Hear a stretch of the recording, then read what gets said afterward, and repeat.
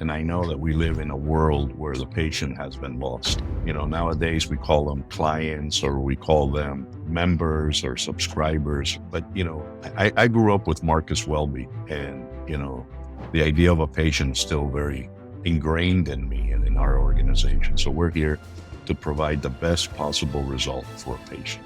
It's incumbent upon us to do that. That's our commitment as human beings, and we must do whatever we can to provide the best results. And I think when you look at the Hippocratic Oath, it says do no harm.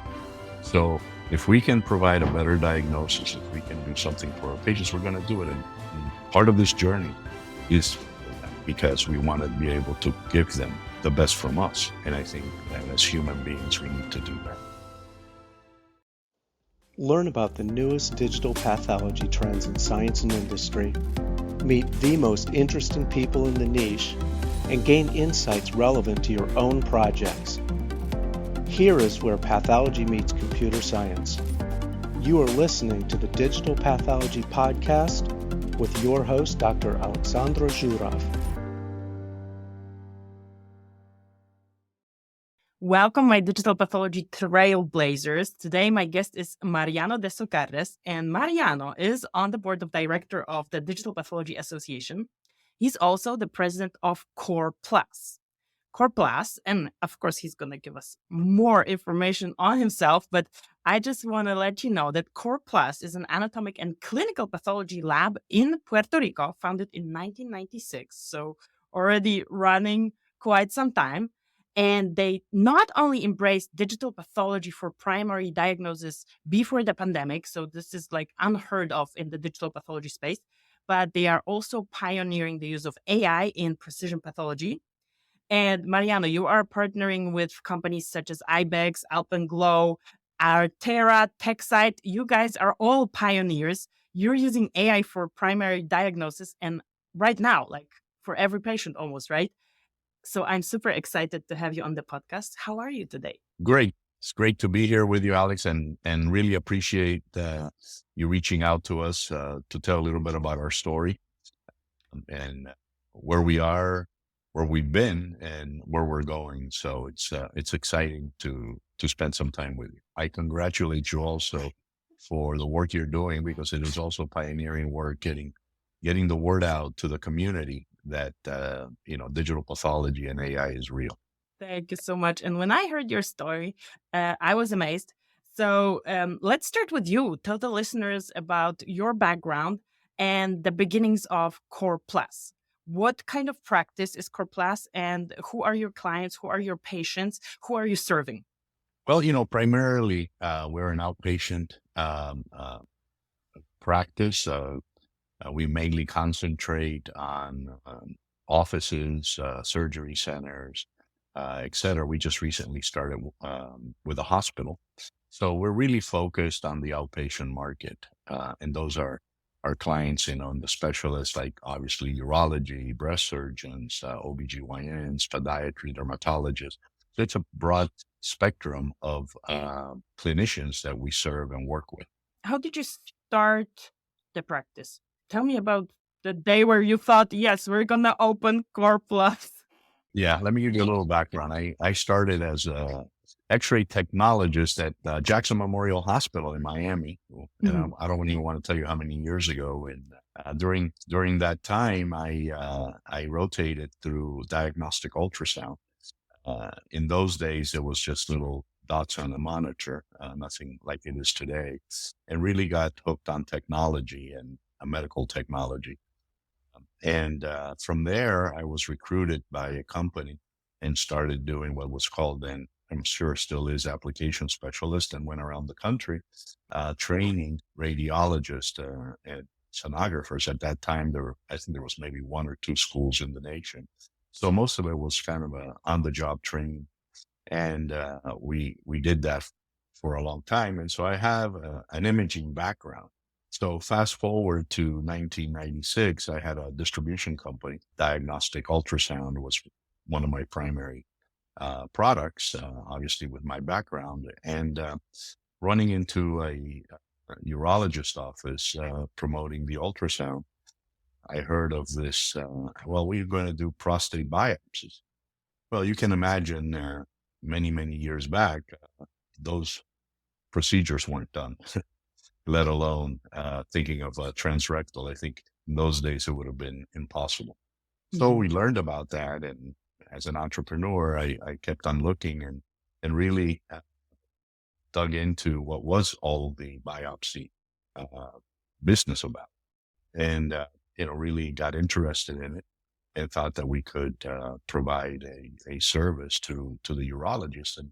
And that's how I started the company. And that's why it's called Core, from Core Biopsy, and then Plus as an added service. So that's how we started back in 96, concentrating on neuropathology, which has always been a focus of our business since day one. Then in about 2000, and so keep that imaging background there. In around 2007, 2008, I always thought that when is pathology going to convert to imaging? I mean, it's just natural.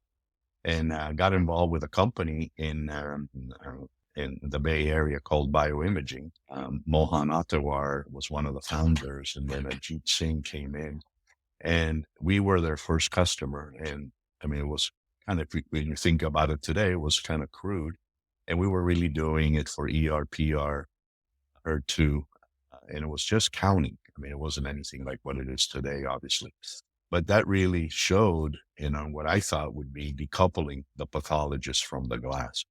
And so we started to work with that. But unfortunately, I think, things didn't really work out yet, and maybe wasn't really prime time. I wasn't ready for prime time to really convert your practice to primary reads.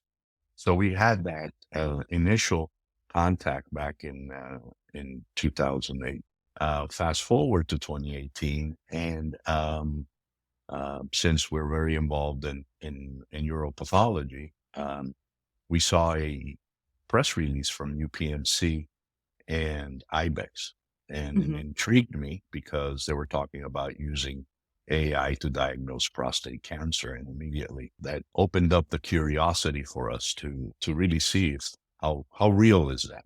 Mhm. And so we made contact with IBEX and with Yoshi, the CEO, came to Puerto Rico to validate that we really existed, and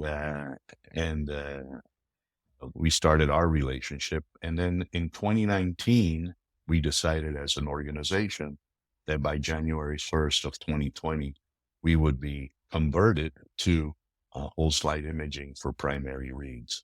So Mhm. we took 2019 to visit and participate in different seminars. Dr. Juan Carlos Santa, our chief medical officer, and myself. So we took that year to do that. So that's the beginning. The other thing is that we do have a technology company, and I've always been interested in technology, and I think it's important. So we've built our So own. this is in parallel to your practice, to Core Plus. Right, right. Like this It's is companies. another company that supports you with your Right, with the right, cutting edge stuff. right. And we call, we, I don't like the word LIS, and everybody knows it. I like to use the word pathology workflow, because I Mhm. think it's totally different than a laboratory information system. Even though we do things that are PCR based and others that would be considered under the laboratory. But the workflow in pathology is really different than the workflow in in a laboratory, clinical Mhm. laboratory kind of environment. So, we've always focused on workflow, and that's how I like to talk about it. It's a pathology workflow platform. Right now, what we're looking at is a digital AI enabled ecosystem as we roll that out in the future. So in 2019, we made a decision to either buy something off the shelf, or, because we had the technology company, to just do it in house. And we really wanted to control our destiny. We don't want to be in somebody else's ecosystem. Um, they think that the technology that was available was really state of the art from our perspective, and so we decided and embarked on creating our own ecosystem. Mhm. So by January 1st of 2020, we used the CAP guidelines for validation, and we went through and validated our histology, immunohistochemistry, and special stains. So you did everything. basically everything. for digital reads. So there's no like, Right. oh, you do the H&Es, but IT still comes on No, glass. Or no, this is so cool. everything, I everything. love like your okay. We decided in 2018 we're gonna learn about it. Then in 2019 we decided we're gonna implement, and by January 1st, 2020, we were up and running. This is so cool. Uh, I mean, it's fantastic, but it's also unheard of. Like institution, even a company following a plan like that to a T is impressive. So it's also funny that IBEX had to come and check if you really existed in Puerto Rico. And that brings me to a question. Um, how was the digital pathology journey introducing it in Puerto Rico? Did it even matter the location? Um, I mean, I assume you're pioneers there, but in general, you're pioneers in the US, and there's only a certain percentage of digitally enabled pathology practices. So, um, how was it? What sparked your interest in doing this there? You Actually, yeah, a how did couple you of end up things. in Puerto Rico? Yeah, a couple of things are number one is, just as an organization, our interest in technology. So, I mean, Mhm. we embrace technology. I would like to think that we're a technology company that does pathology versus a pathology company that uses technology. I mean, we really Mhm. embrace technology, number one. We like to be at the cutting edge. We can guide our own destiny. So kind of, the buck stops here. Mhm. And, the most important part is that we had full buy-in from all the stakeholders. I mean, Mhm. nobody ever said a peep about let's not do this. So the whole team was excited about doing this. And I think that was really the catalyst to get this done in the time frame that we did it. Mhm. So did you encounter any challenges? What were the Well, challenges? I you mean, always, if there weren't any challenges, then everybody else would be doing this. Yeah, but I think the biggest challenge that a lot of people face is number one internal, and I think we were able yeah. to that one wasn't a problem. Is that because of the company mindset that you started the company with? Like you say, you're a technology company that does pathology. Before you were a technology company that was enabling radiology. So like because the technology is at the core, it wasn't a problem to leverage it for another discipline. Right. Yeah. I mean, I think a lot of that is also the having that background from imaging also helps because it's really the same thing. Years back we used to carry, the X-ray film, and you needed a carts to carry that, and the same thing with digital, with slides. So imaging was able to decouple the radiologist from the film, and the same thing in my mind should happen with pathology. And once we digitize, as you well know, there's a whole new universe that opens up and opportunities as we're seeing today, right? So really Mhm. participating this is really transformative in my mind to the practice of pathology. I mean, this is breaking, what we had before, Mhm. and it's a whole new world out there. Uh, It's it gives an like this ideal picture, which for you is reality, where, okay, if there was no internal resistance, this is how we did it. This was our first date. This was another deadline. And then we did it. And we just did it because everybody said yes. A question like, uh, did the physicians that you work with, did they even care that it was done on digital? well, Did they have any concerns? Like, did no, they audit you, I or no, it doesn't no. really matter? It's funny. I don't think it matters. I think that some like it, some Hmm. understand because it really places you in the forefront, and so from that perspective, they they're interested, that they know that you're really at the cutting edge and you're providing the best care for their patients. So I think it is important um, uh, to do that, and they see the opportunities in the things that we've been doing. So obviously the bigger impact has been AI as an additional tool to help make sure we give the best diagnosis possible. Yeah, let's talk about that. You saw a press release with IBEX that was that had this prostate solution, and what did you just like call them and say, "Hey, we want to implement that as well"? Sort of, yeah. That's kind of how I do it. A little bit. No, I did one of those websites, fill in and they answered. So they were real too on the other side. So they answered. But for us, we've been always up to date with Gleason scoring and, so this was just something very, very curious to us because we wanted to be there. We wanted to be part of this transformation and we wanted to, kind of believe it. We wanted to try it. We wanted to see if this was really real. So how did you go about the validation and what is the added value for your patients and for your clinicians from this particular application, the prostate one that you do at IBEX, but then also tell me what other things you have already implemented and in the pipeline, because this is not the only AI algorithm that you guys are using on a daily basis. Right.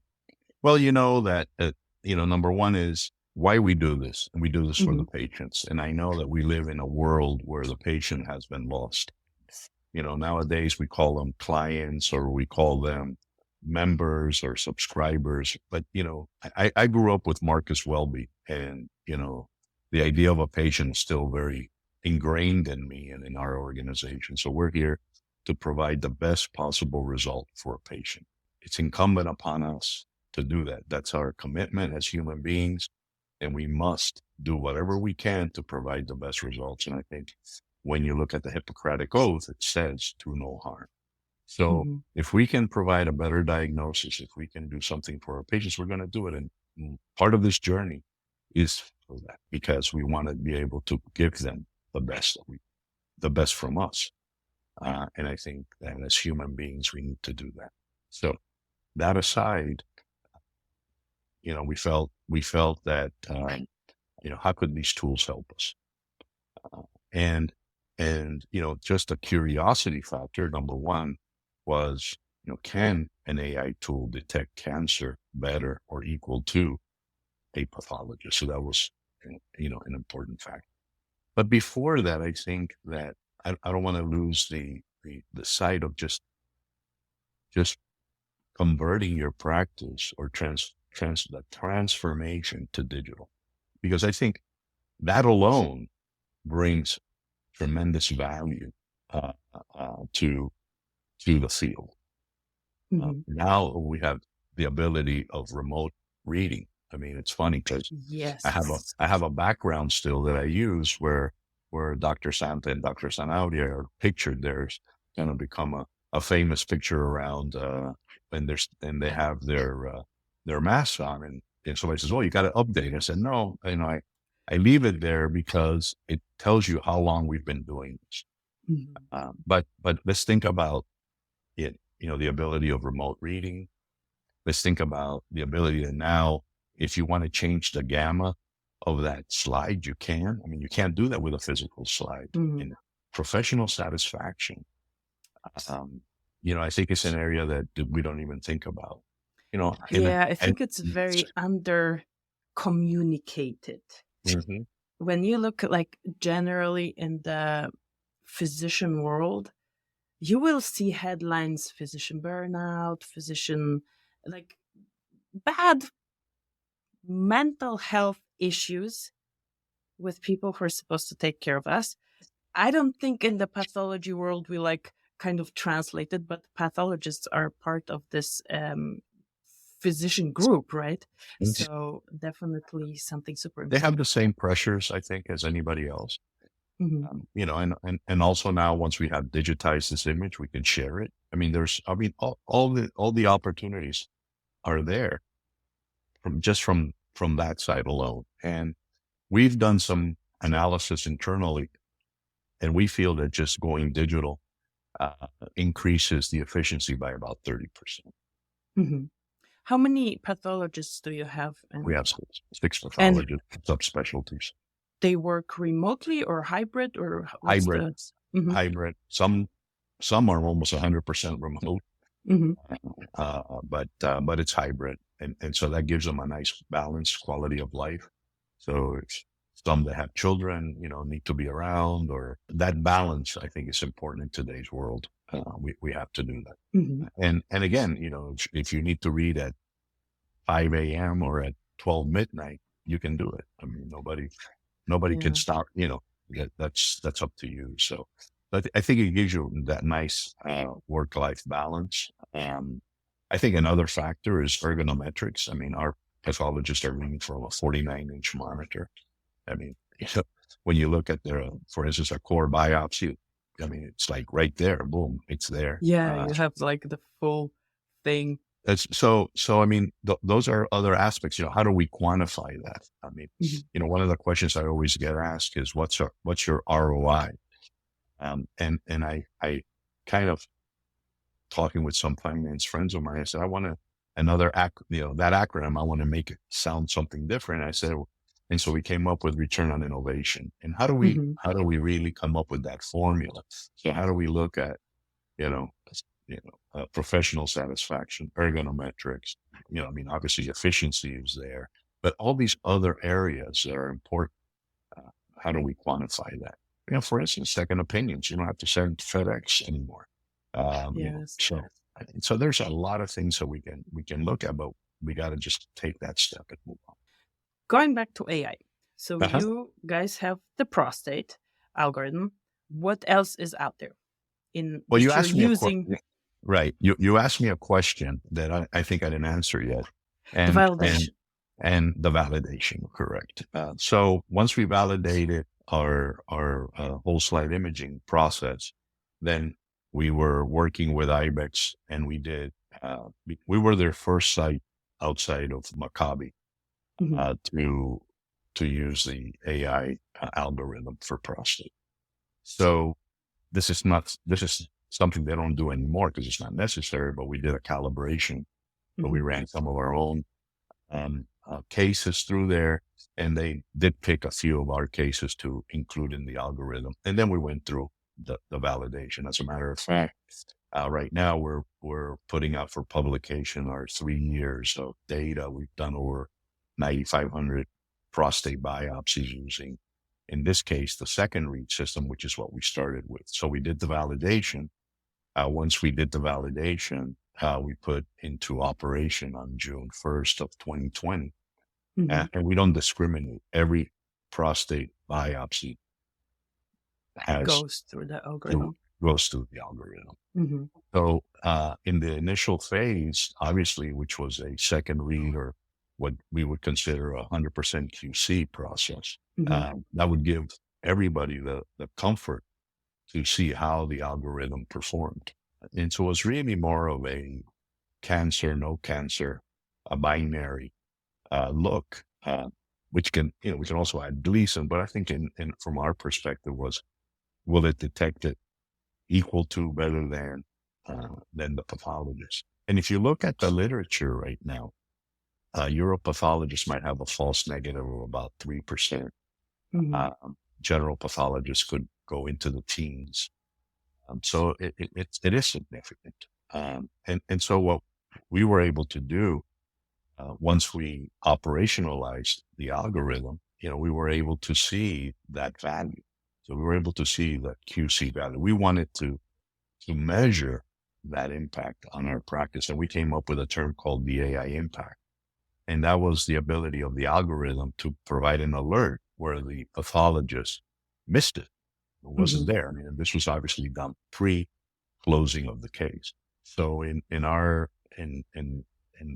time we've used it as a quality control tool, we had 73 men that we identified a lesion that wasn't picked up by the pathologist. Mm-hmm. So we're publishing that, and we've talked about that. I mean, we don't have a problem. I mean, this is reality. I mean, we're not. Yeah, this is basically human visual assessment. You are a human, so. Yeah. So now we were able to look at that. And so we were also able to see the interoperator variability between pathologists and obviously their expertise. And so I think we came up with this AI impact, and we have some that have a low score, some have a higher score. But at the end, what happens is that the practice benefits, because now there's kind of everybody is equal, right? Because we don't miss, and the patient benefits, right? We've pretty much eliminated the false negatives. You never say 100%, obviously. Nobody will ever believe 100%, but we're pretty close to that. And then on the other side, when the cases are positive, they're positive. And so I think we're going to end up working in the middle area, right? And now we've moved that to the front end. And so now, because we believe in the algorithm, we've tested it. I mean, that algorithm individually has been run on 300,000 slides. I mean, it's a huge amount of cases and data. So we're very confident that the algorithm works. I mean, remember that the pathologist is still driving, right? So it's not like the algorithm is working on its own, but it's another tool, and it'll make you more efficient. It'll help you maintain consistency. And so we're very much convinced that AI is here to stay in all of these other aspects that we're building. We also started with breast at the end of the year. We're looking now at bringing in GI, and this is with IBEX, but we're also, like you said, working with other companies. So this is also for cancer detection. Right. Well, cancer, also even microorganisms. Oh, for the GI. For the GI, correct. The other thing that, that this helps you with is really looking at all the different features that sometimes you're looking for in breast microcalcifications, or in prostates, nerves. I mean, things like that. The AI can help you and speed you up so you get there faster and don't miss. So do you then identify these things? Because I assume, depending on the company, on your partner, there is like a certain algorithm that they already developed. And then, okay, do I have a use for this? Do you also partner with them in terms of, hey, we would like to have, like you mentioned, the microcalcifications. Can you build an algorithm for that? Because we think it's relevant. Yeah, no, right now we're not. I mean, right now we're really ingesting what the companies have. I think we have a very nice relationship with some of our partners where we're really providing them with some feedback, user interface feedback and ideas. But we're not in the algorithm building business right now. But we are collaborating. One of the things also that in today's world of diversity, we have a large Hispanic population, so it enriches the algorithm. So we're working with multiple organizations to do that. So provide them with a richer specific demographic that they demographics didn't have. Yeah, because it's about 20% of the U.S. population. So when you look at it, that's also a very important aspect in that contribution to having diversity in the algorithm. Very much. I think this is one of the biggest pushbacks that the advancements in when the algorithms are built in a non-diverse population, which often are big academic centers, big centers that have a lot of cases, but do not have the diversity. And I think there has been a lot of pushback, and there is a good response from the pathology community, like your practice, and I have heard that from others also. Hey, we treat this demographics. How about you use our data as well for enriching the algorithm, for making it more robust? Yeah. And that's critical. That's critical. And we have the data, and so we're excited to work with multiple companies on that.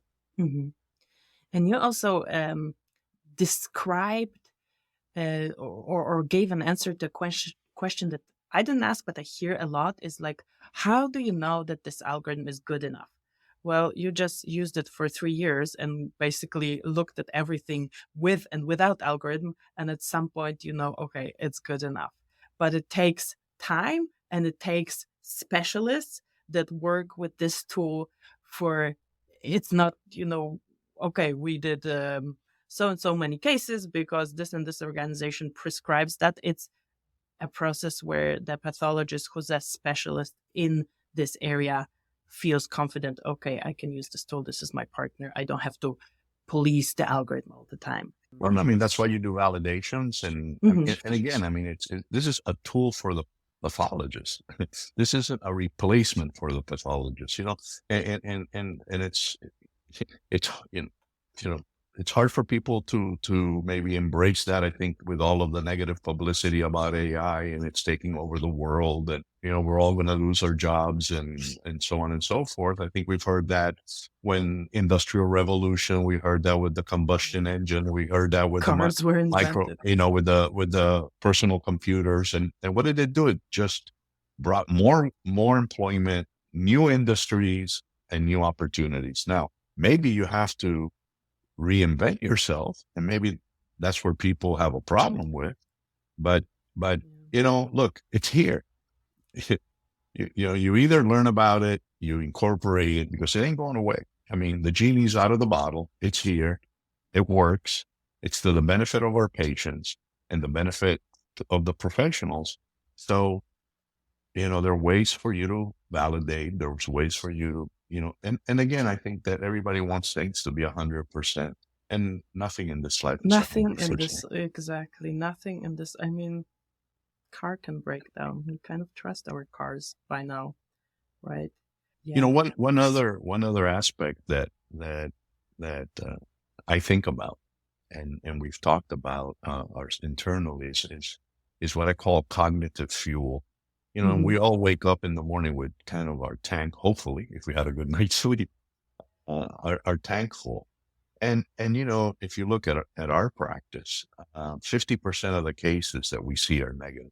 Now, when you're in a glass-based environment and non-AI environment, you know, you're looking at each individual slide, and I've seen it numerous times where it's that last slide that has the cancer.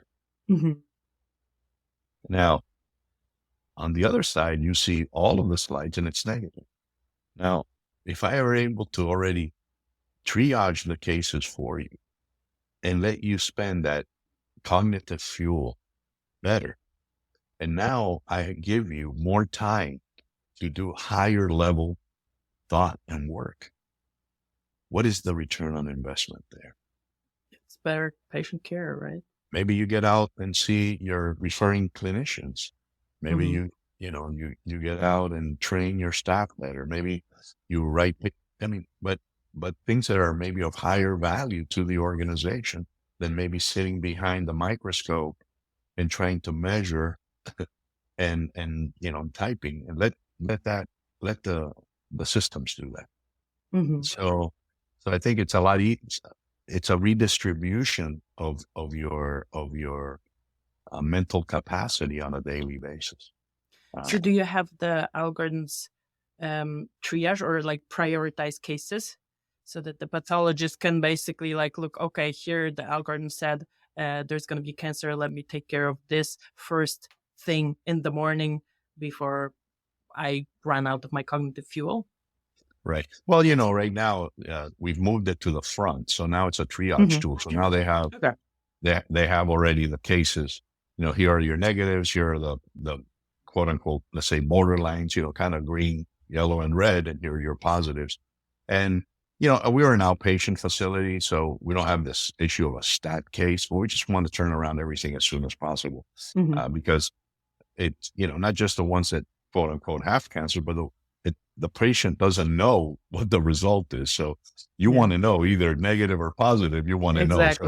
So you know, if I get the positives out, that's, you know, great. How about the others are waiting to find out, hey, am I positive or negative? So you just want to get everything moved out as quickly as possible for the benefit of the patients, right?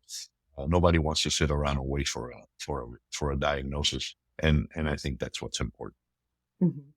So post going digital, did you have like a one worst hurdle that you had to overcome? Like if there was something that you would have to name, the one worst thing that you had to deal with after going digital, what was that? Well, you know, I think that maybe a lesson was, first of all, I mean, we're in an island, number one. Yes. So, you know, the only way people can get here is by plane or boats. That's normally by plane. So, you know, making this commitment to whole slide imaging primary read, what I think we find is that our biggest hurdle or things that we have to take care of is redundancy. Mm-hmm.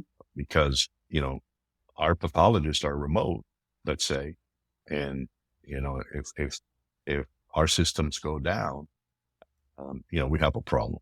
So I think that if there's anything that I think about right now in this time is redundancy, and how do we when we make that decision to move, then we have to make sure that our uptime is, you know, 99.9%, because there's no going back. There's no going back. Did you have a situation where, I don't know, Oh, a yeah. hurricane? I mean, Yeah, you guys have that's why hurricane that's why I'm season, saying- right? That's what I'm saying is, you know, those situations happen and you're like, oh no. So yeah. So Can you tell I me, think like, our- can you tell me about a day when it went down? Or Yeah, some- it was a day that everything was down, and so it was like, pull out the microscopes from the closet, right? You know, but I'm saying as something to think about, if you make that, and I think on another side, it's, you know, you don't want that potential of somebody that maybe isn't 100% convinced to go back. You know, talking with some other people, you know, I think there's still something to be said for glass slides, right? It's kind of easy. You know, you put it on the microscope and you see it. So, I mean, there's something to be said for that. And so for some people, you know, it's an easy pushback to say, look, I can just, you know, look at it and do the and I same see on it. glass. Why should I invest in everything that comes downstream? Right. Right.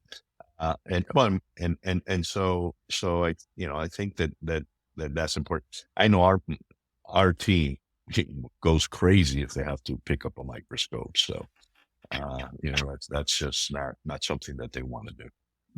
But I say that's one thing. I think the other area that maybe you asked me is, you know, we initially, because we didn't know much about this when we started, you know, we kind of focused on scanners as kind of like the primary area. And I think that's probably the last thing you should think about. I really think you have to look at your workflow, because you really have to re-engineer your workflow. You have to do a lot of retraining of your staff. So all of those things are important. I also think that thinking about this redundancy issue, I think you have to think about what is your case mix, you know, what's your volume, and so on. So that if you're making the commitment to go truly primary reads, that you know, you have everything in place. I think it's very important. I think because this is also a kind of an easy pushback. Like, okay, what if your internet is down, or what if your computer is down?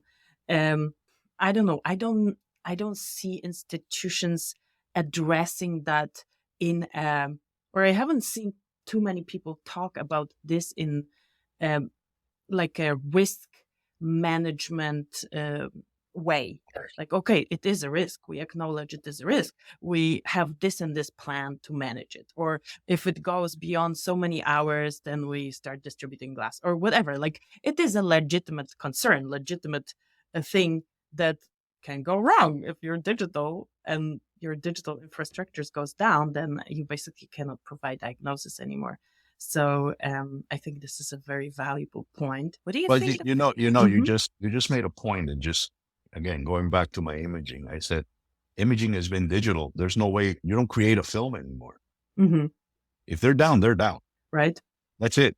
I mean, to a certain extent, figure out how to get them up as soon as possible. I'm saying to a certain extent, we have glass, right? Yeah, exactly. We at least have backup. If you think about it, we have a backup plan whereas our imaging folks don't. So I think, you know, look, nothing is perfect. Look at the recent issue with United Healthcare and Change Healthcare and the cyber attacks. I mean, it's a disaster. look, that's the world we live in, and we have to, Yeah. do the things we need to do to maximize that. But I think another thing that I also been thinking, it's something that coined a friction, and Mhm. and I think that part of the lack of adoption is that there's still a lot of friction for the pathologist. Um, you know, all of this connectivity issues with the hospital information system, with IT,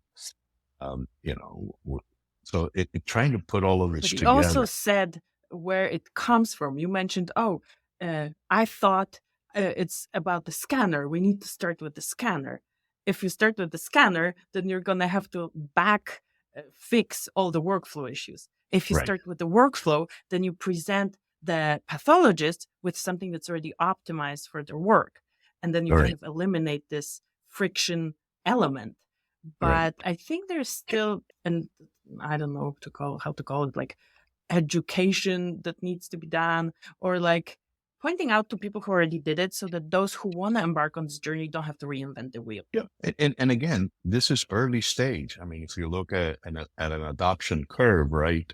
Hmm. We're really at. I mean, we're into this 4 years, um, you know, uh, and and and it's still early in the game, um, and that expertise, and that's why I use the words friction, because I've seen it now. How do we, and that's why I call it a workflow. I mean, and a digital pathology AI enabled workflow, because I think if we look at it as a workflow, then we start looking at where the friction is, and we start Hmm. to use tools that will help us. It's not just tools from a diagnostic perspective, but it's also the tools to help us in the whole workflow aspect. And I think that in my mind, the future is going to be totally different than we're seeing today. But Hmm. we have to work through some of those issues right now. What do you think the future is going to bring in terms of AI and digital innovations? Do Well, you see some trends? I mean, I I hope for adoption. But are there like any specific trends that you see that are going to be picking up, or something that you're going to be implementing because it's the next cutting edge thing that you want to provide your patients with? Well, number one is we're working, as you well said, with TechCyte, and we want to transition all of our cytology Hmm. uh, to 100% QC. Right now, in the studies we've done, currently as part of mandated by CLIA, you have to have a 10% negative review of all your cytology cases. Yes.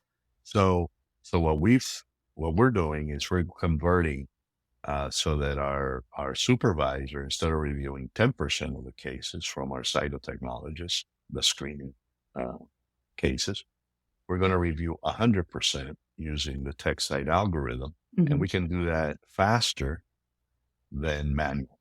So now, instead of only reviewing 10%, we're going to review 100% of the cases. So Hmm. that's step one in the transformation for cytology. Cytology has its own technical challenges that we have to, but it's also, again, same thing happened with the pathologist, is how do we get the cytotechnologist to trust the AI algorithm, right? Hmm. So that's, and once we do that, we're pretty much at over 95% of our cases now being whole site. So that's one. I think it's a very exciting from a workflow. What's the scanner that you guys are using for cytology Right now, we're especially? using Apredia, the Hmm. 3D histotech. Hmm. It's from the P1000. And interesting is that they have now a water immersion Oh, yeah. capability, so it helps with the cytology. So and we're trying to look at kind of multi-purpose scanners, versus trying Hmm. to have a specific scanner for a specific application. I How mean, many I mean, scanners do you have? we have two right now, Hmm. two, the P1000, so they're high capacity scanners. Hmm. Need more redundancy. Good, good. This is good. I mean, But looking at the future, one of the things that I was talking to a friend, Mahul Amin, very well regarded uropathologist, you might have heard of him. He said, he gave me the term histomics, and I think that that is something that we're already seeing. And if you look at, like you said, Artera that we're working with, we're looking at predictive and prognostic information, whereas before we were looking maybe at a genomic test, and this is right from the glass slide. I mean, so the things that are being developed, it's going to really change what we do. I mean, it's going to be different. And that's what I think is so exciting and transformative, because now am I not only going to be able to diagnose cancer, but I'm going to give them right from the slide a predictive or prognostic result right there. So I think that those are the new opportunities that we see. Besides, I think we're going to have multiple AI algorithms, that are being developed now. I mean, we're working with some of those companies. So other than this advice that you already gave to be workflow centric, any other advice for other pathology practices that consider digital transition? Any tips, number one is, or something like, remember this, because if number not, one is you have to have buy-in from everybody. Has to be on board, right? Everybody has to be on. And I think we can all get lost in the return on investment model, because, and I know that's important, and mostly in today's budgetary constrained hospitals, that is important to look at that. But sometimes it's hard to just quantify that 100%. But if you're going to embark on it, I think it's important to look at your workflow. You just can't say, "Oh, I'm going to just implement digital pathology." I mean, you really have to look, and I think you have to look at it in stages, right? I mean, you got to build successes along the way, so that you feel good about what you're doing, instead of trying to do, being a mile wide and an inch deep. Be focused and get get something done that is meaningful to your organization and again to your patients. One other technology that I'm going to do a plug here, but one other technology that I really like is AlpenGlow. I think that technology, looking at the whole 3D of a core or a tissue, I think that's going to also impact what we're doing in pathology. And that's very, very early. And we're collaborating with them on a grant that we have looking at prostate cancer in Puerto Rican men. And it's exciting technology. And again, that's another potential game changer in pathology. So you were in Miami before, and then you moved to Puerto Rico. What's the reason? Why did you go to Puerto Rico? Well, I had a Puerto Rico here.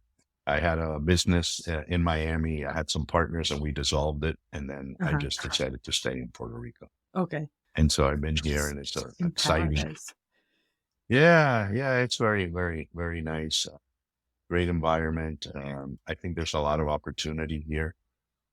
There's a lot of push by the government to attract technology companies. There's incentives here for technology companies, also for export of services from Puerto Rico. You've had companies like Optum open up call centers in Puerto Rico, and others, because there's some very significant potential tax savings in R&D credits. So it's a beginning of an ecosystem for the Caribbean. And again, we're sitting in the middle between the North America and Latin America. So you guys are in the center. Thinking of the market, you could be serving. We're a bilingual. Exactly. That also country, gives so we can merge the south and the north. And the north, correct. Question. You are on the board of directors of Digital Pathology Association. Right. What's your role there? Or let me put it in a different way.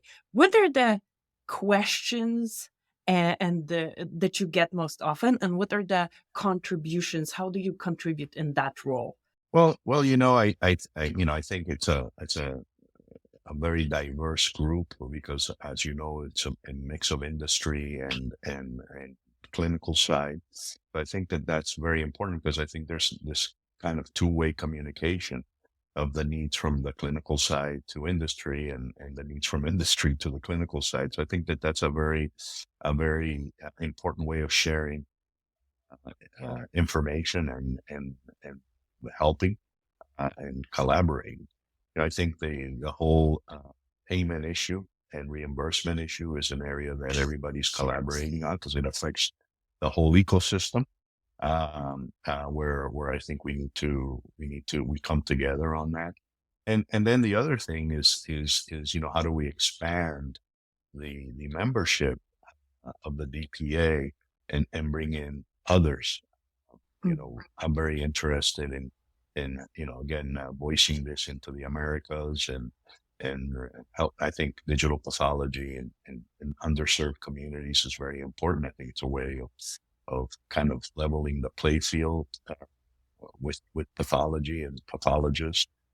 So I think there's a lot of opportunity at the DPA the runway is long to do a lot of positive things for our field. Mm-hmm. So Digital Pathology Association obviously have the educational arm, but do you think there needs to be a specific training or for digital pathology as a discipline? Or do you think it's enough that people could learn it on their job when they join an organization that is already digital? How do you see that? Well, I think the DPA does have, multiple webinars and seminars, mm-hmm. But I think you hit something that is really beyond just the DPA. I think that if we embrace in pathology, digital and AI, and we embrace AI as a tool for healthcare, I think we're late in the education game.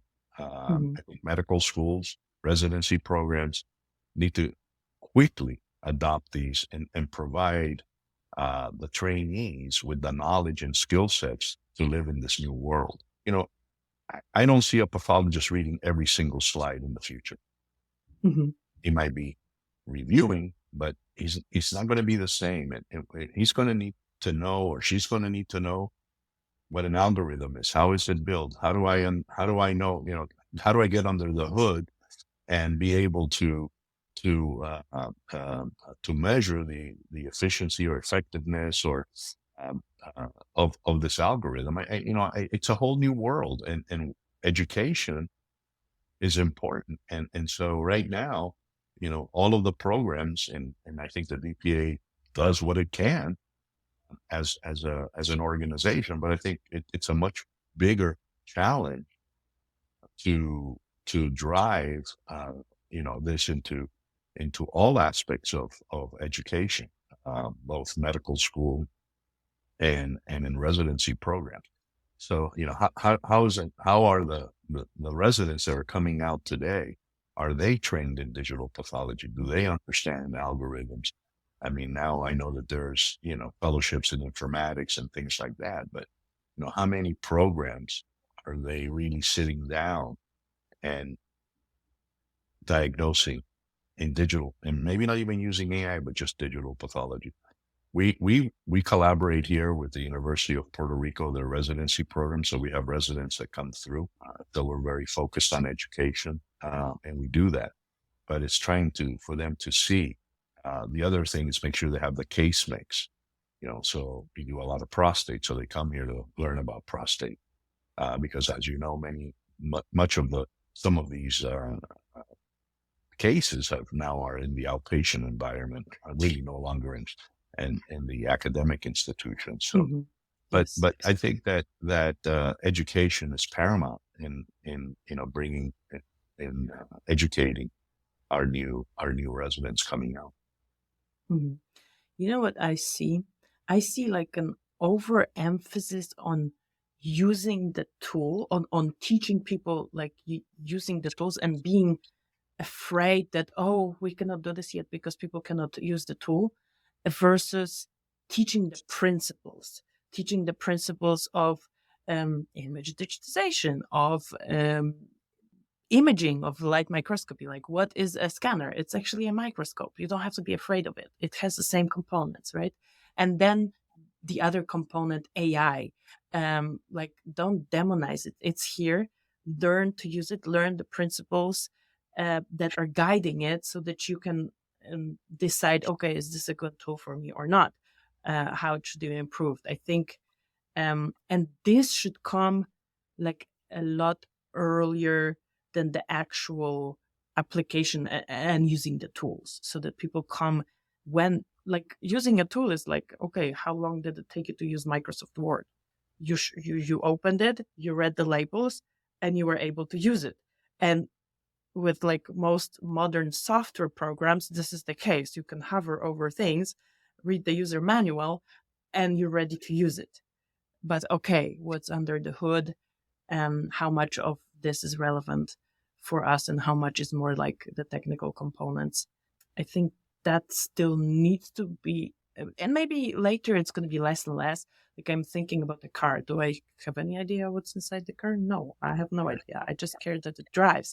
But it has been tested so many times that I don't have to need it. But I know that my cousins, who are like 20 years older than me, they can like dismantle and assemble a car again and fix the stuff that's in there, right? They knew it, maybe but they had particular interest. But 20 years ago or 30 years ago in Poland, you actually needed that skill to fix it.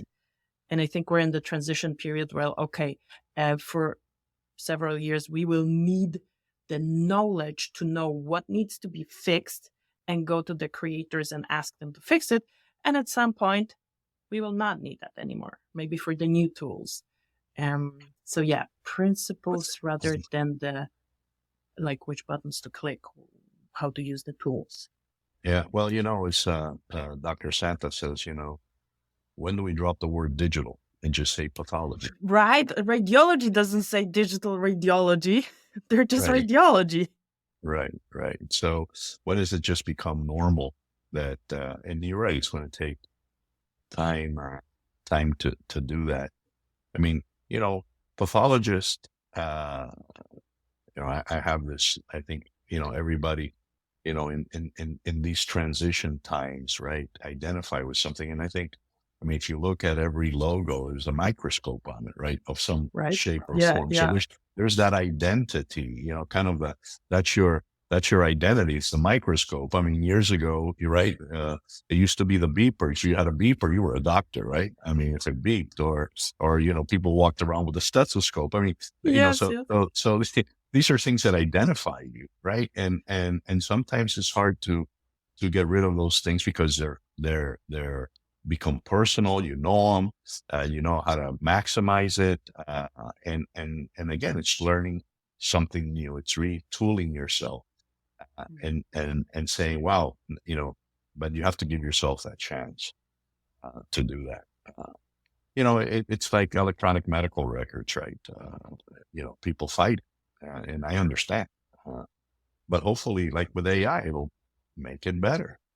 It'll help, and we can spend more time with our patients and provide more care, more hands-on time with the people that need that.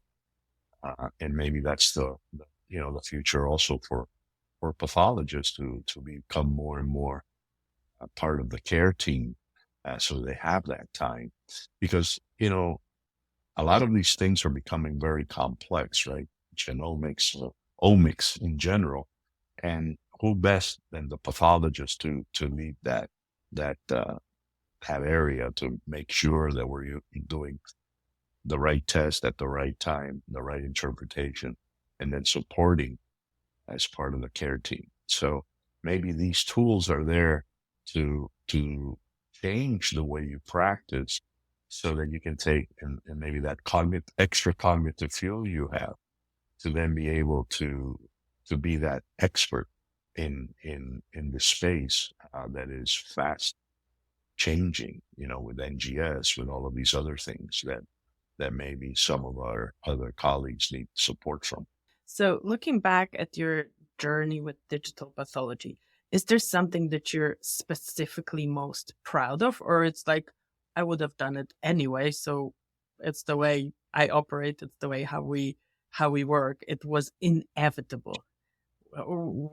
What are your thoughts on that when you look back at what you did? Yeah, I mean, you kind of, you kind of say, you could kind of do that and be a little cocky about it. We definitely embrace technology, but it really isn't possible without a team that was focused on it. That we breathe and live technology. We like it, so it's in our DNA. We look for all the opportunities to enhance our practice to provide better patient care. So when this was the opportunity, and we saw that, we wanted to be there. We wanted to be pioneers. I mean, that's definitely one that we enjoy. And I think that being part of the transformation of pathology is exciting, and in a sense, we can prove that it can be done, and it works. And we've learned a lot. There's a lot of experience here now, collectively over 4 years, and then where can we go from here? I think the runway is long and exciting for people that want to be part of it. I think you've definitely proved that it can be done, and you are an example for others. I mean, I'm impressed. I'm impressed by the speed and consistency of how your practice embraces things, and that this is at the forefront. This is okay. If there is something new that can improve our patient's diagnosis, our patient care, we want to know about it. It's not like, okay, we already did digitization, we already have remote pathologists, we're good. No, you're like, okay, what's next? So thank you so much for doing this, for running CorePlus that way. I know this is like a philosophy that you guys have at CorePlus. And yeah, thank you for joining me today. I've learned a lot, and I enjoyed this conversation a lot. Well, number one is you have an open invitation to Puerto Rico. So anytime you want to come. Oh my goodness, I need to arrange something. Yeah. And anyone listening to the podcast, we're always available to support. We're missionaries in this, and we want to do what's best for patients and for the industry and for digital pathology or pathology in general. So thank you so much for inviting me, for giving us this space, for letting us talk a little bit about our philosophy and our story, and look forward to other opportunities to converse with you. Really enjoyed it. Thank you so much. You have a wonderful day. You too. Take care. Bye-bye. Thank you so much for listening to the end. As I already said in this episode, I truly believe we are overemphasizing the teaching of how to use the digital pathology tools versus the principles of digital pathology. So I decided I need to do something about it, and I wrote a book, Digital Pathology 101. So if you want to learn the principles guiding digital pathology, the components, and basically start your digital pathology journey, this book is for you. It is free in the PDF format. I'm gonna share the link to it below. You can download the PDF for free, or you can buy it on Amazon as well and start your digital pathology journey right now. And if you already have some digital pathology knowledge, it's gonna help you structure it. It's gonna help you teach it to others, because the more people understand digital pathology, the quicker the adoption is gonna be. So go ahead, grab the PDF for free from the link below, and I talk to you in the next episode.